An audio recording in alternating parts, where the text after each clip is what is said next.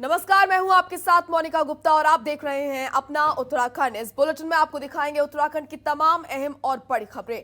देहरादून से इस वक्त की बड़ी खबर आ रही है। आपको बता दें कि नीति आयोग के उपाध्यक्ष राजीव कुमार सचिवालय में बैठक जारी है। आपको बता दें कि मुख्यमंत्री पुष्कर सिंह धामी की भी इस बैठक में शामिल हुए हैं।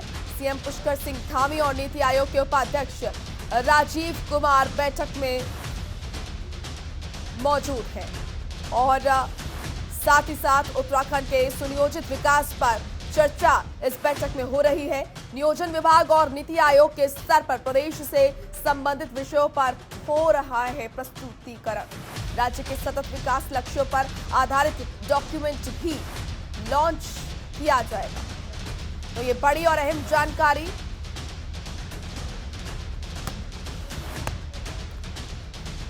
तो इस खबर पर ज्यादा जानकारी के साथ हमारे सहयोगी आपको बता दें कि देहरादून से ब्यूरो चीफ सुरेंद्र ढाका जुड़ चुके हैं। सुरेंद्र, किस तरीके से कितनी महत्वपूर्ण ये बैठक मानी जा रही है उत्तराखंड के लिए? प्रदेश में विकास को लेकर चर्चा हो रही है इस बैठक में, क्या कुछ महत्वपूर्ण इस बैठक में आज होने वाला है?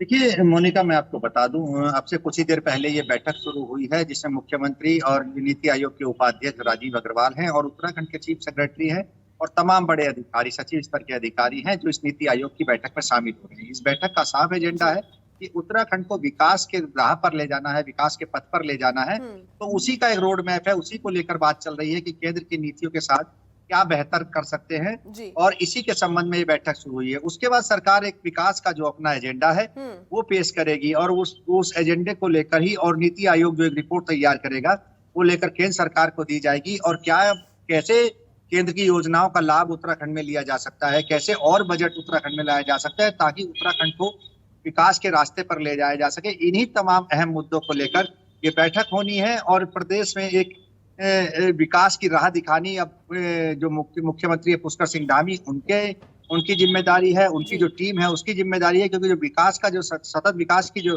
बात की जा रही है उस विकास के लिए एक एजेंडा केंद्र सरकार के सामने प्रस्तुत करना है और उसी एजेंडे पर आगे काम होगा। और क्योंकि अब चुनाव ज्यादा दूर नहीं है तो ऐसे में जल्दी शुरुआत करनी है और एक आज नीति आयोग के जरिए से और जो विकास का जो मॉडल पेश करना है, जिस तरह डबल इंजन की बात सरकार करती है भारतीय जनता पार्टी की सरकार, तो अब उस विकास के एजेंडे को नीति आयोग के सामने रखना है और नीति आयोग उस विकास के एजेंडे को जो तमाम योजनाएं हैं जिन पर बात चल रही है उनको लेकर केंद्र जाएंगे और केंद्र में उसको केंद्र सरकार के सामने वो रिपोर्ट पेश की जाएगी और उसी के बाद जो बजट है किस तरह एलोकेट करना है उत्तराखंड सरकार के लिए, उत्तराखंड प्रदेश के लिए, तो उस पर तमाम अहम मुद्दों पर चर्चा होनी है। और इन मुद्दों पर चर्चा होने के बाद उसके बाद जो मुख्यमंत्री हैं वो अपने आवास चले जाए, जो उनका कैंप कार्यालय है उसमें जाकर अब एक मीटिंग उन्हें और करनी है। मोनिका, बिल्कुल। साथ ही अगर हम बात करें सुरेंद्र, आपने बताया कि विकास के मुद्दों पर चर्चा होगी, तो कौन कौन से वो एजेंडे हैं, कौन कौन से मुख्य बिंदु है जिस पर चर्चा हो सकती है? क्योंकि जैसा कि आपने बताया कि जो उत्तराखंड है वो चुनाव के मुहाने पर खड़ा है, ऐसे में बहुत जरूरी है कि यहाँ पर जिस तरीके से विकास की तमाम कार्य हैं वो प्रदेश में दिखाई दें और सरकार भी इसके लिए प्रतिबद्ध है। ऐसे में कौन कौन से मुख्य बिंदु नजर आ रहे हैं जिस पर बातचीत हो सकती है?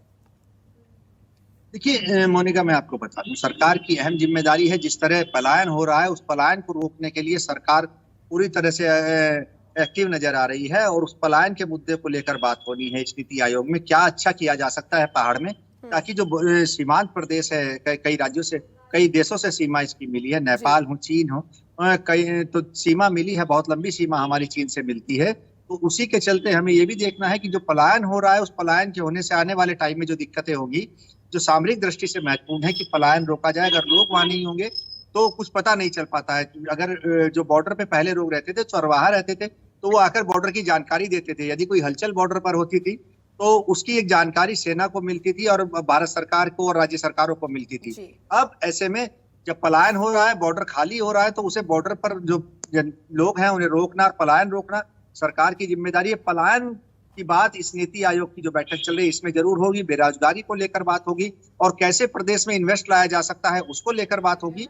अब जो सड़कों की दिक्कत है उत्तर पहाड़ी इलाकों में उनको लेकर बात होगी और रोजगार को लेकर बात होगी। तमाम अहम ऐसे मुद्दे हैं जिनको लेकर इस नीति आयोग की जो बैठक चल रही है इसमें बात होनी है और केंद्र की योजनाओं को कितने अच्छे से और कितनी जल्दी लाया जा सकता है बिल्कुल उसको लेकर बात सुरेंद्र, होनी है। तो प्रदेश के विकास को लेकर ये बैठक काफी महत्वपूर्ण मानी जा रही है। आप बने रहिए, आगे भी आपसे जानकारी हम लेते रहेंगे।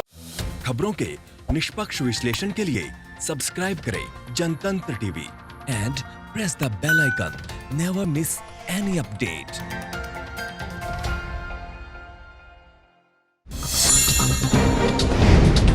डाउनलोड कीजिए जनतंत्र टीवी ऐप को, जो कि अवेलेबल है गूगल प्ले और ऐप स्टोर पर। अधिक जानकारी के लिए अभी डाउनलोड करें।